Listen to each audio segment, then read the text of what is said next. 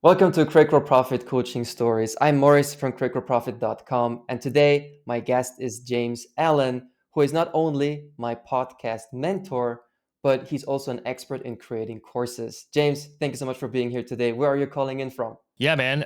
First off, thanks for having me. Super pumped to officially be on the show.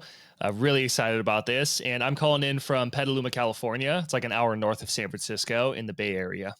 Yeah, so James, you were the one who pushed me, not pushed me, but motivated me to do the podcast in the format that it is today. Before that, my podcast episodes were the audio clips from some of my YouTube videos. If a YouTube video, I could turn it into an audio episode, those were my podcast episodes. And then you came along and explained to me your strategy about podcasting. So thank you for being a guest today, and thank you for, bringing the show alive. Tell us real quick about your podcast. Yeah, so my whole brand is Profit Your Knowledge, and we just help people take what they know and turn that into an online business. So whether you are really good at knitting or cooking or running an online business or marketing or anything like that, as long as you have a skill that you can teach other people and you're not getting paid for it, I will help you get paid for it. So bringing it to life, putting it out there, and being able to create passive or semi-passive income through like online courses, which we're going to dive into today, or it could be a membership site, or just working fewer hours and charging more for what you're worth. Like that's been my whole thing, is being able to work fewer hours and increase our income. I've been obsessed with that from day one. Like, how can I work the fewest amount of hours and still continuously grow my income? That's always been the goal. So that's a huge thing of what I teach. I'm sure I'll tell you a bit more about my story. But yeah, my podcast is called the Profit Your Knowledge Podcast. So I just wanted to keep it all consistent, Profit Your Knowledge. And another potential name for the podcast, and someone's probably going to steal it if I say it, but I'll just say it anyway, is Underground Experts. And that's kind of what I had with the show, because the whole brand is like taking what you know, what you're good at or what you have experience in, and turning that into a business. So I thought with the podcast, like, how cool would it be to share stories from real people who have taken their knowledge and turned it into a business, even if it's like not making millions of dollars per year, though I do have guests that do those numbers on the show. Even like I had one woman on the show earlier on in the Profit Your Knowledge podcast. If you dig for it, you can find it. But she was supporting her whole family, teaching people how to knit socks. And she was selling online courses and like a little membership community. But yeah, teaching people how to knit socks, supporting her whole family. I'm like, that is the coolest thing in the world. So someone could listen to that and think, I love knitting socks. And then they can get insights on how this person grew their business so that they can get ideas on how they could potentially grow a business doing something similar. And that's kind of the goal with the show. Man, that reminds me, when I started in the blogging space like 10 years ago, blogging and affiliate marketing, I learned from a woman, and her big success story in the blogging space was creating content around how to create your own bow ties for your daughters at home. And they had a multiple six-figure business all about creating different bow ties. Reminds me of your knitting socks story. Yeah. I think it's so cool, like nowadays with the internet and everything. And it's not like a lot of people think that this is like some wave that's falling or it's like crashing right now, but it's a wave that's like building. It's not even at the crest, if you will, or the peak of the wave, of just people being able to take what they know and package it into a digital product or a coaching program and teach other people how to do something that they know. I mean, think about anything that you would want to pursue. The best way to shortcut your success is to learn from somebody else who is really efficient in it. If you want to get good at lifting weights in the gym, you get a personal trainer. If you want to get good at cooking food like really well, you'll watch videos, or you'll even buy a cookbook that teaches you recipes that somebody who's really good at cooking put together for you. But what if you had somebody who was there with you, teaching you step by step the entire process to achieve a certain result, whether it's like a sport, like playing soccer or football, or playing hockey, swimming, like, all these people are, I just think it's like more prevalent now than ever, where people are willing to invest in learning a skill of any kind, whether that is cooking or knitting socks or tying bow ties for their daughter. And they're willing to pay, a certain amount that makes sense to learn from someone who's really good at it. And that's the whole market that we're into right now, and that people listening can totally join in on themselves. And by the way, if I say that and you're like, well, my market's saturated because like I want to teach relationships, but there's so many relationship coaches, stop. That's not the case. There's plenty of room for you. I just had somebody on the podcast yesterday and they were actually a relationship coach. And I talked about this and they literally just yesterday were like, I haven't had any problems with that, because we don't realize is there's so much demand for these different things. And the way that you present information is different than anybody else. So people need to hear it from you, even if they've heard it over and over again. I mean, how many times have you heard something and it finally just clicked for you because you heard it from Morris or from me or from whoever reading a book, and you're like, nobody explained it to me quite like you did. Like that's what your voice can do for other people. So the market's not saturated. You just have to get out there and get started. Yeah, on that topic, what I also learned is that the people who buy courses or hire coaches or trainers, very often they don't just buy one course or hire one coach. So when we look at the market, just because somebody bought one course on relationships, that's not how it works. They don't buy one course and then they're like, oh, I bought one course, I'll never buy a course again. No, they buy multiple courses because they're so into the topic.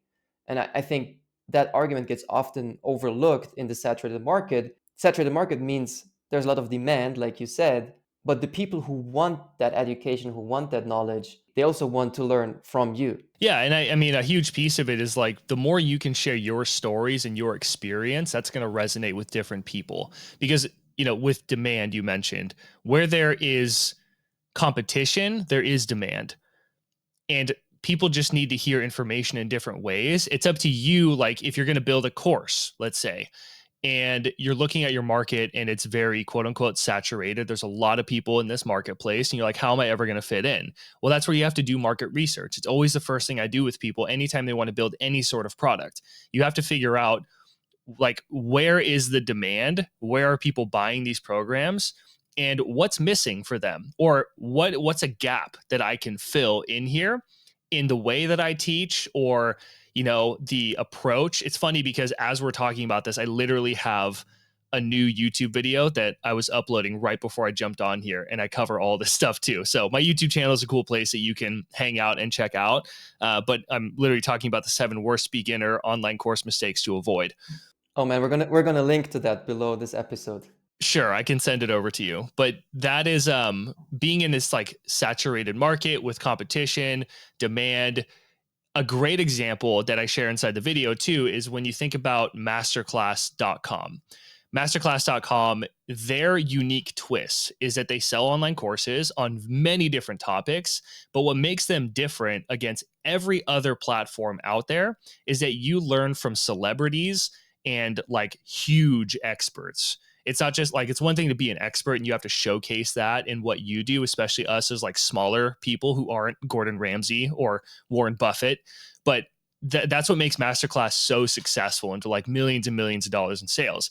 Because why not learn investing from Warren Buffett, the dude? Like he's the man. Or why not learn cooking from Gordon Ramsay, or entrepreneurship from Richard Branson? Like that is Sir Richard Branson. Forgive me, but that's what makes them unique. They saw that they're like, there's a lot of courses on all these different things, and people are buying courses, but we have access to this one expert, or like maybe they had access to like 2 or 3 celebrities or experts, and now you could learn acting from like um, different, like you can learn acting from like Samuel L. Jackson or stuff like that. So if you're like, I love Samuel L. Jackson and I love acting, like why not learn from him about his acting style and how he approaches it and his story and everything. So that's something that makes them really unique. And it takes work, but it's the work before the work of building the program. And that's another big mistake that people make when they're building courses. They just build something. They're like, oh, if I build it, they will come. And is the worst thing that we can do. You always have to put in the time to create or to find demand in the marketplace, and how you can kind of add a unique twist to what you're doing or what's already out there. And you'll be way more successful than anybody else. Now that you're talking about masterclass, I just realized most of the masterclass ads that I get are for math courses. I don't remember the name of the mathematician, but it's always the math course. I wonder what the YouTube algorithm thinks about me. Yeah, maybe you just like math. I don't know. I I don't watch math videos, so I don't know why I get that's just too funny. That's really interesting. I want to highlight a couple things about you, James, that I got to know you better over a year, I guess now, year and a half maybe. Something like that. Yeah. So you mentioned underground experts. By the way, did you buy that domain name yet? No, I just decided to stick with Profit Your Knowledge just because if you type in Profit Your Knowledge, like my podcast comes up, my website, my YouTube channel, and in terms of SEO and marketing, I just keep it Profit Your Knowledge. But Underground Experts is a really cool name, so somebody can take it. That's totally fine. All right, no, I was just curious if you bought it, just in case, who knows in the future. But the name is so fitting to you because you're not hustling on social media. You don't do that, like, posting reels every day and sharing your personal life and all that, and social media outreach, all of those things. So that's one very intriguing thing about you.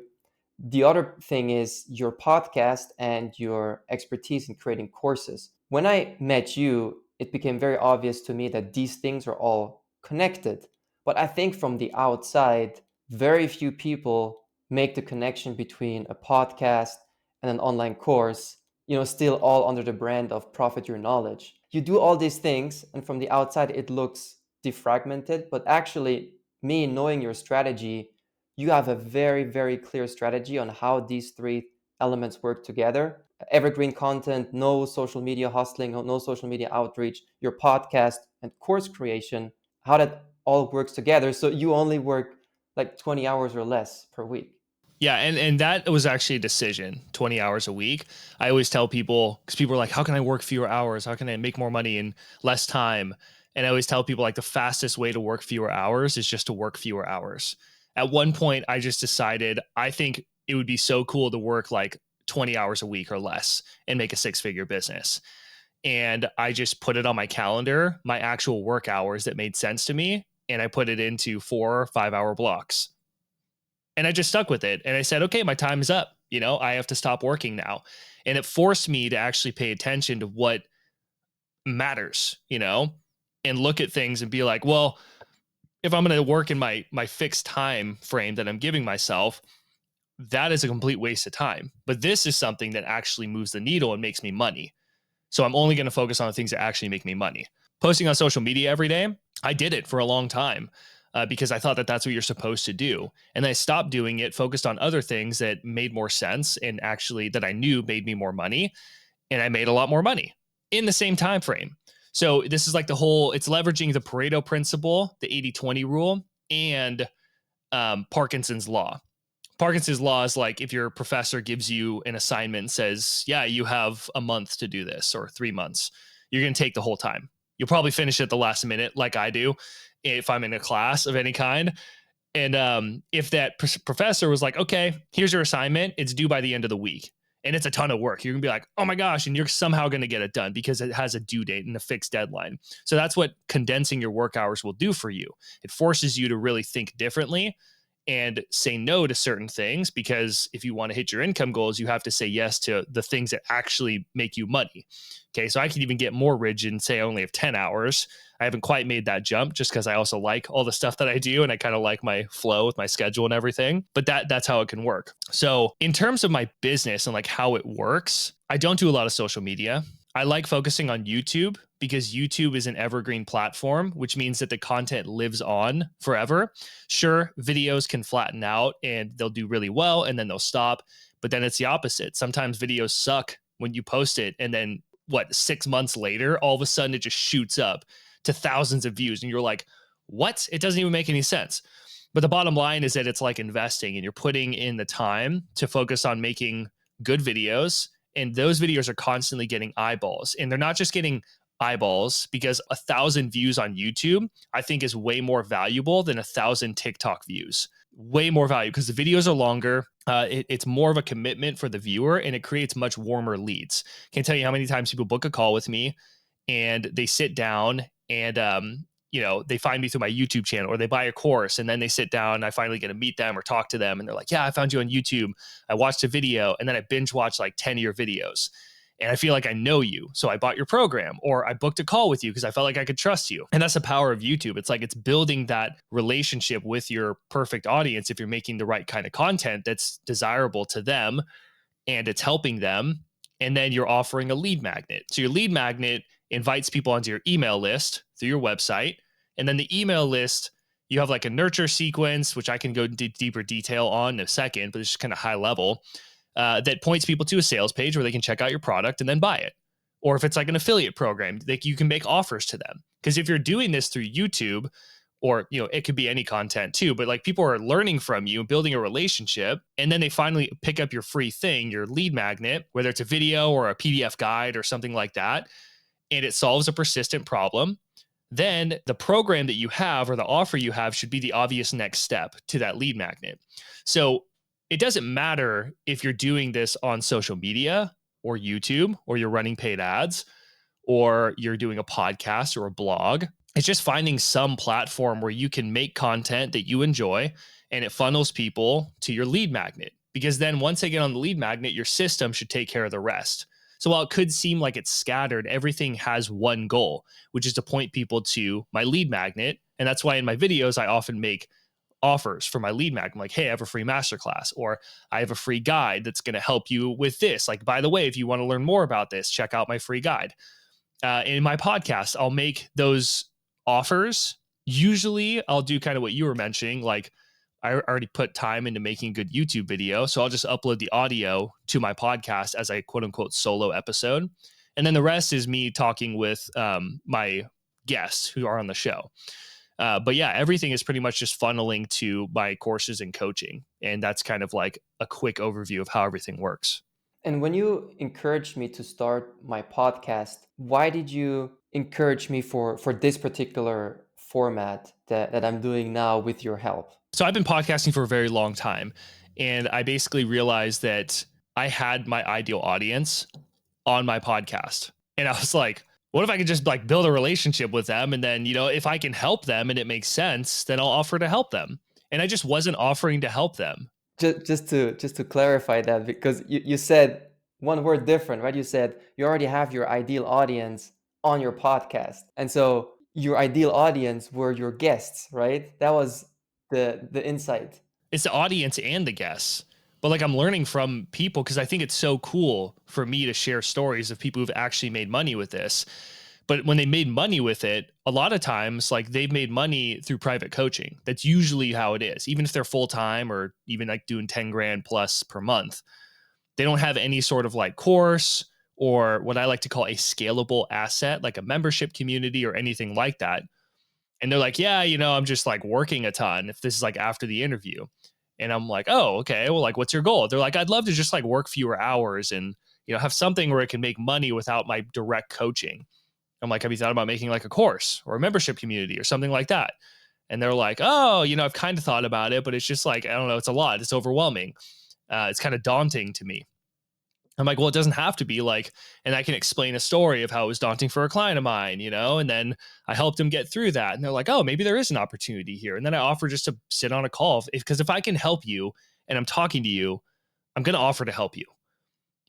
It's like, I'm not just going to be like, all right, that sucks, see you later. Like that's messed up, So I want to really help people. And I think that, I mean, the podcast, like it is strategic, but because like, I think about people when I'm bringing on guests. I'm very intentional about who I bring on the show. Like if there's potential there where I could help them, it's just the fastest way to build rapport with people is through a real conversation. That's kind of that 80-20 thing. It's like the cold DMs. I was like, what if someone's on the show, like we're building this relationship so fast in like 30 minutes because we're talking about something we're both interested in.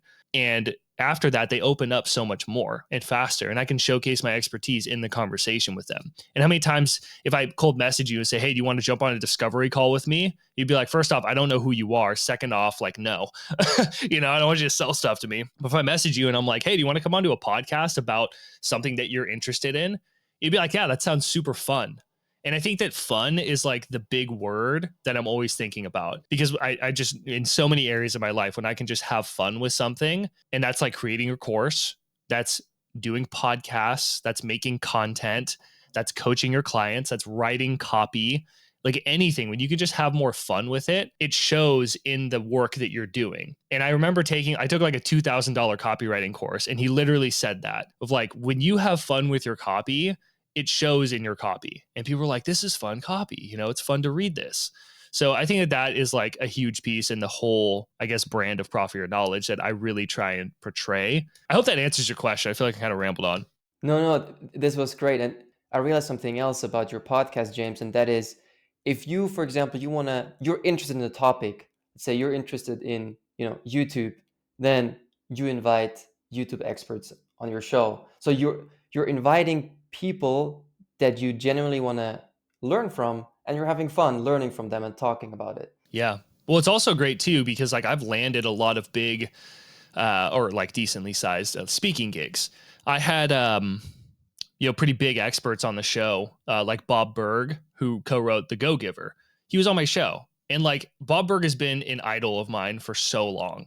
And then he was on my podcast. When I found that out, I was like, he's literally on the podcast. It was him and Jeff West, who's another phenomenal sales trainer and just really good storyteller. But I got to build a relationship with them. And then I was like, yeah, if you guys know anybody else who'd be a good guest, or if you know anyone who has a cool podcast, I'd love to hop on to something like that, because that gets me in front of a bigger audience that is like-minded, and that is my audience. Because if they know someone or they have a podcast that has my target audience and there are 5,000 listens every single episode or something like that, then I show up as an expert on the podcast, like I get that traffic. And guess what? On that episode, I'm going to promote my lead magnet, which invites people over to my system, my backend system, where they can figure out about my coaching or my courses or affiliates, and stuff like that. And that's how it's just really like having this beautiful ecosystem. And I just prefer to leverage podcasting and YouTube content to funnel that system in. And to wrap up the topic of podcasting and talking a bit more about online courses, I want to share one more thing about your podcast strategy. And I think it still is one of your free masterclasses, if I'm not mistaken. And that is, you actually post once per month on social media and fill up your podcast and even get clients from it, right? Is that masterclass still available? I do. Yeah, actually, I have a training where I went it's like a 20-minute training, but I went pretty deep into the whole strategy. So I can send that over to you. All right, yeah, I'll link to that. So you taught that to me. I did it and it worked. My podcast was filled up for the entire month. It's legit. Without sharing too much, but like if someone's interested in podcasting and you're not sure how to, fill up your podcast and you think it's a lot of work, not the way James does it. It's literally one post per month on Facebook. Yeah. Well, yeah, because like think about how you build a coaching business. It's through conversations. Like that's how you do it, at least initially. I think eventually we should create some sort of scalable asset like an online course, because that can make money for you even when you go on vacation, as long as you're funneling people to it, whether it's through ads or whatever it is. YouTube content, your podcasts, you have things that are always working for you in the background. And it's crazy how many people don't have that, which is where I want to help people. And that's where I do help people. They don't have any sort of scalability in their business or tech involved in their business to that extent where they can make money and like go on vacation and not work and still make money while they're gone. And that's where having a scalable asset is. But in terms of getting the ball rolling, like it's a great strategy doing a podcast, because the way you build a coaching business is through conversations. Podcasts are literally built for conversations, if you do a guest interview. So it's like you're just building this relationship and getting to know people so much faster. And also showcasing them, there's a lot of strategy that goes into it. And that's what I do cover in this training. So thanks. I'll link to that below this episode. So talking about courses and creating a scalable asset, James, who should not create a course? I think people who are just thinking that a course is going to be like a get rich quick thing, like, oh, I'll just make a course and then I'll make all this money. That can happen if you have put the time into building a good audience, or you're really freaking good at paid ads and you can, funnel people over. But paid ads take a lot of strategy. I'm not saying they don't work, I think that we can build really good businesses without running paid ads. But a lot of people think they're like, oh, I'll just throw some money at paid ads and just like slap up this course and I'll just make all this money. It's like, no, that's not how it works. Maybe back in the day when paid ads were like brand new, that's where you'd have those crazy stories where people putting $1 in and getting like 12 back or $7 back, for every dollar they put in. Now it takes way more strategy because ads are just so normal. So I think that that's like a big red flag to me. And like just thinking that, oh, I'll just make this course because it's just going to make me a ton of money and I could just half-ass it and kind of slap it together. Programs, you should put a lot of like energy and time into it. Granted, there are ways to release it faster and make money faster that I've learned over the years, which I'm happy to share. But yeah, I think those are the types of people who I don't think should make courses. Like you should get into this for the right reason to make a program that's really going to help people and be smart with how you build it. Because like in the end, like whether it's a coaching program or an online course or any kind of product or even content that you produce, you should always be thinking about your audience and putting them first.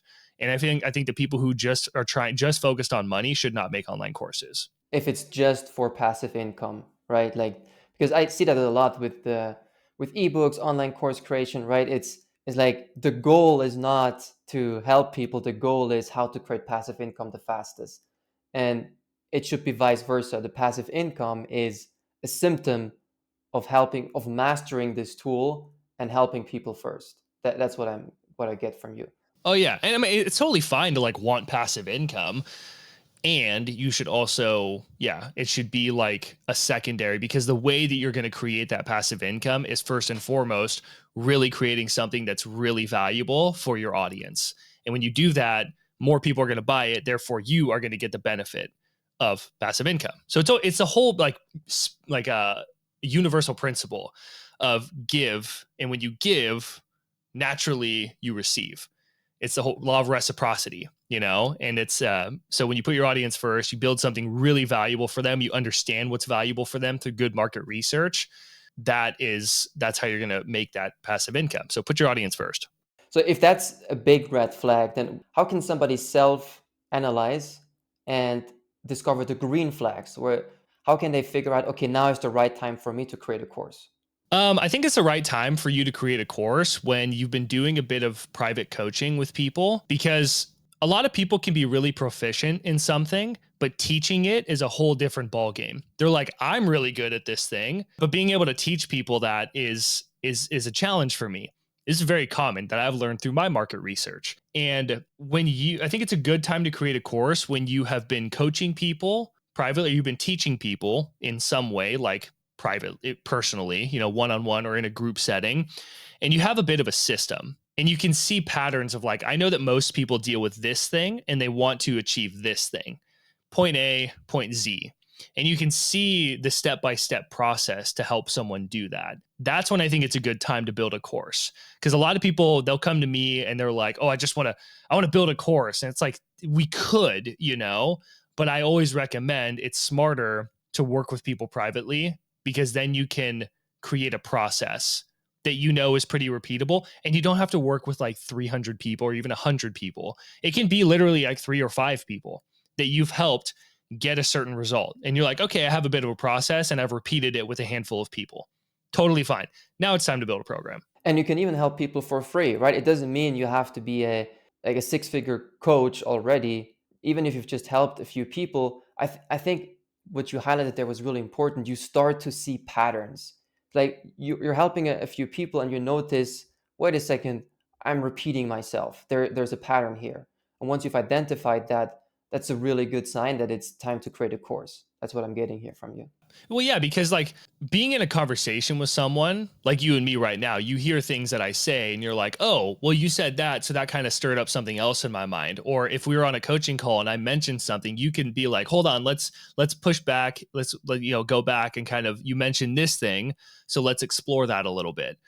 There's a ebb and flow factor to it.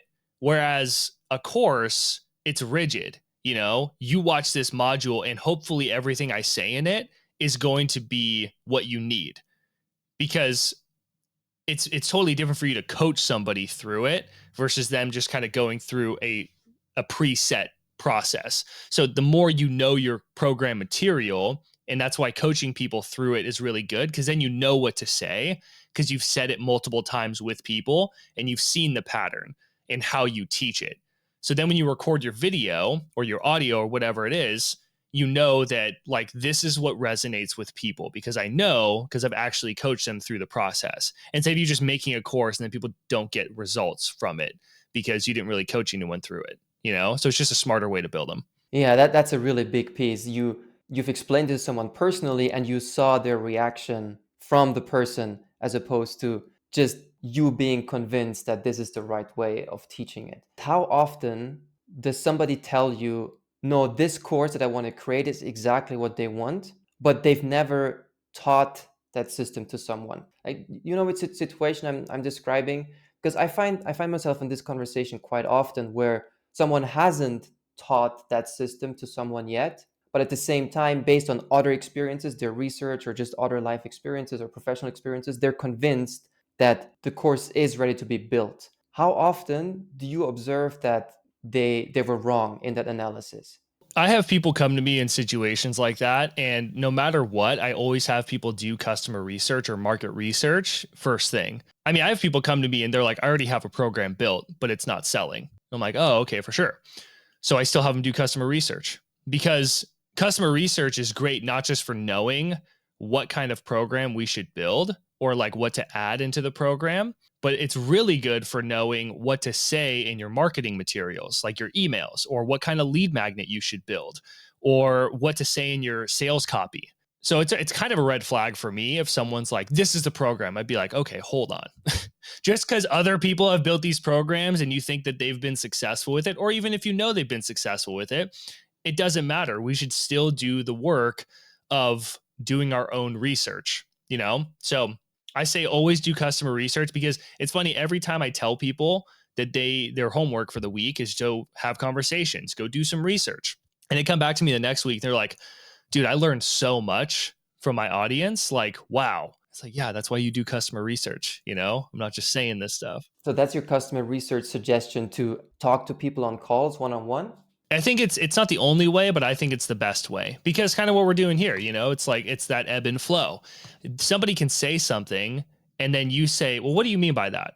How do you feel when you say that? Or when this happens, how does that make you feel? You know, and you really get into the mind of the person because you can dig so much deeper on an actual call.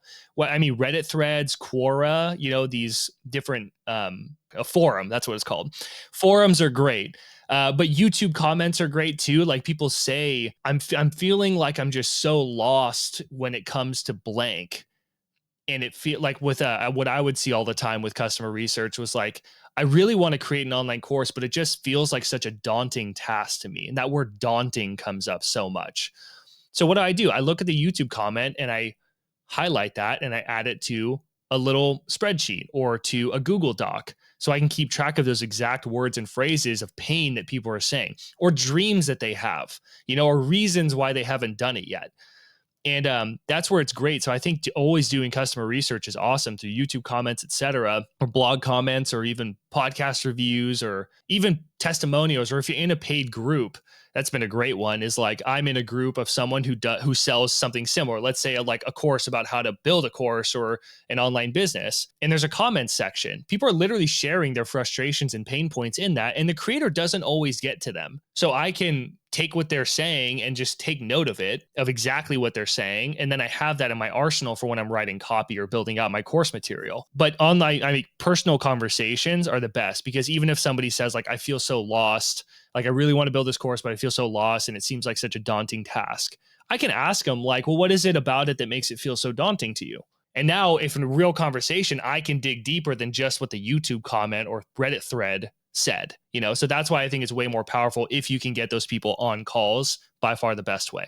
That is really, really powerful, James. Like basically you're preparing the questions you want to ask on the calls through the research, through all these platforms as you just mentioned, but then still going on the calls, asking those questions and digging deeper. Yeah, when you do this, that's when if anybody's ever read a sales page or listened to somebody talk that's an expert on something and they're like, I feel like this person's in my head. It's because they've done research. They've had so many conversations with people or they've read the comments, you know, and all that kind of stuff to where they know exactly the words and phrases because as you're talking with people, even if you talk with like 5 people, you're going to realize that they're saying a lot of the same things in the same way. Like the daunting task, like it seems so daunting to me to build an online course.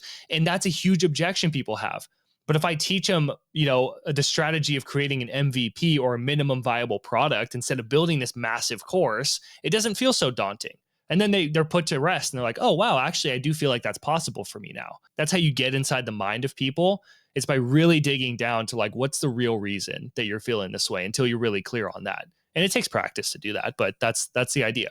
To slowly come to an end here with this episode, James, thank you so much for sharing all of that. I have two questions to wrap this up. One thing I know about you is that you recommend, and on the topic of, right, creating an online course is so daunting, you recommend creating the minimum viable course and then start selling that. Is that correct? Yeah, because you like, why put so much time into building some huge program? And I'm speaking from experience here, by the way.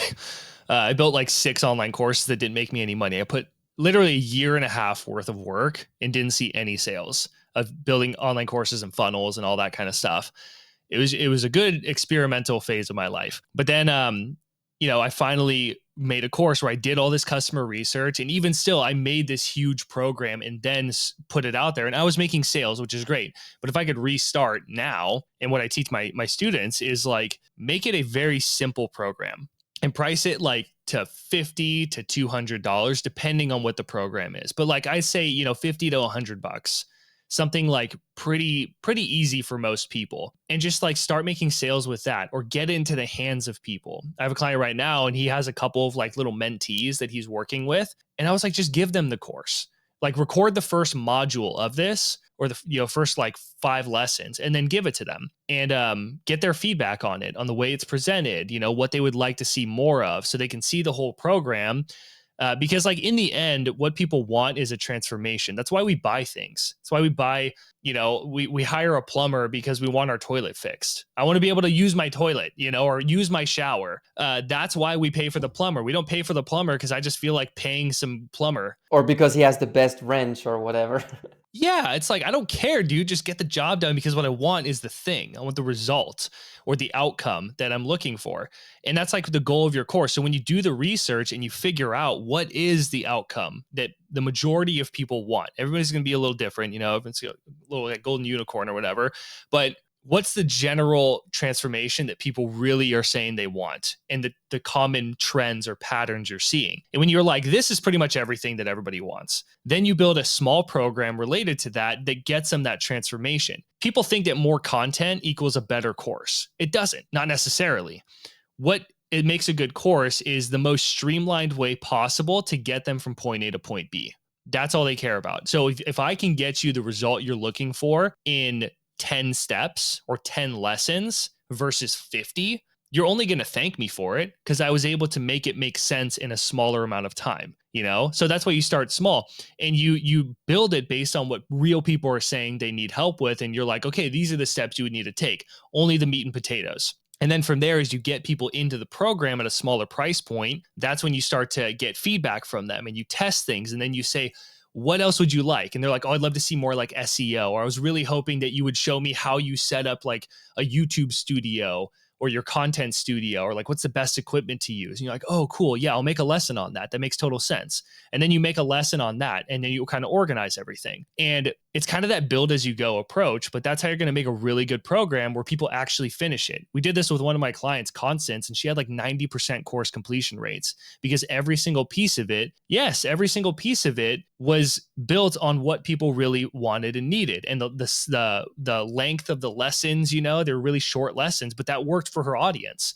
because we did all the research ahead of time. Yeah, 90% completion rate. That is crazy. Like even great free stuff doesn't usually get such a high completion rate. And the other quick question is, what's the easiest platform? Like someone who's never created a course, they're listening to this, they're like, okay, I'm ready to create my course. What's the easiest platform to build their minimum viable course? I would recommend, the one that I use is Kajabi. I'm not going to say that you should use Kajabi. I think it's great, but it does more than just create courses. It's like your entire business, like your website, your email marketing, all your landing pages, your blog, your course, your membership sites, like automations, like it does everything. So it's more expensive. It's like 150 to 200 bucks per month, or like a, 2 grand for the year or something like that. So it's an investment, but it's well worth it. I mean, Kajabi pays me to use their program at this point because I'm an affiliate for them as well. But if you're just looking for like a really good course platform for just hosting a course, I would recommend Thinkific. Thinkific is really short. Or it's a really like low investment point. I think it's like 30 bucks a month. They used to have a free plan, but I don't know if they do anymore. I was trying to find it the other day. If they still do, like try and type in Thinkific free plan, but you would get like one course with unlimited students. And I was like, that is bonkers. Yeah, I think they stopped doing it though. Yeah, because I tried to find it the other day and I couldn't find the free one, but like the lowest option was still like 30 bucks or 20 bucks or something like that per month. So I'd say Thinkific is be like the best like entry level getting started platform to use. But if you want something more robust that is really easy to use in terms of uploading your program and selling and marketing and all that stuff, I recommend Kajabi. It's my favorite. It's what I recommend to everyone. And you can get, by the way, on that, if you want to check it out, you can get a 30-day free trial of Kajabi through my affiliate link. So it does not extra money that you have to pay or anything. It's just a small percentage comes over to me to support me if you make your investment. But you get a 30-day free trial. If you use my link, I also give you a whole course I created that shows you how to set up your business and marketing funnel and all that with copy templates, all that kind of stuff behind the scenes of my business. It's a course that you get with that. It's called the Kajabi Kickstart course. And then you also get a one-on-one coaching call with me. So you can get that by going to profityourknowledge.com/Kajabi. And they get that by signing up for the 30-day free trial with Kajabi through your link. Yep, you get the course, and then you also have my you can book a call through the course, and I remind you a ton of where you can book the call. But yeah, that's an irresistible offer. Like if you don't know where to host your course, try out Kajabi, and you get a coaching call with James, and you get his course on how to set it all up inside Kajabi. That's awesome, James. I'll be sure to link to that as well. So anyone listening to this all the way to the end, whether you're thinking about launching your own podcast and you need a mentor like I did, with contact James. If you want to create your course and you want James' help, contact him as well. If you want to do both, reach out to James. Where should they go, James? Where should I send them to? Well, we're going to have a couple links down below, but I mean, if you just type in Profit Your Knowledge into Google, I'll pop up and you can find my YouTube channel. You can find my podcast and my website as well. But I think we're going to make sure that we get like the Kajabi link down there. And we'll also get like a little podcast training as well down in the show notes. All right, Profit Your Knowledge, James Allen. James, thank you so much for making this an extra in-depth episode and also for all the stuff that you're helping me with. Yeah, man, absolutely. Thanks for having me.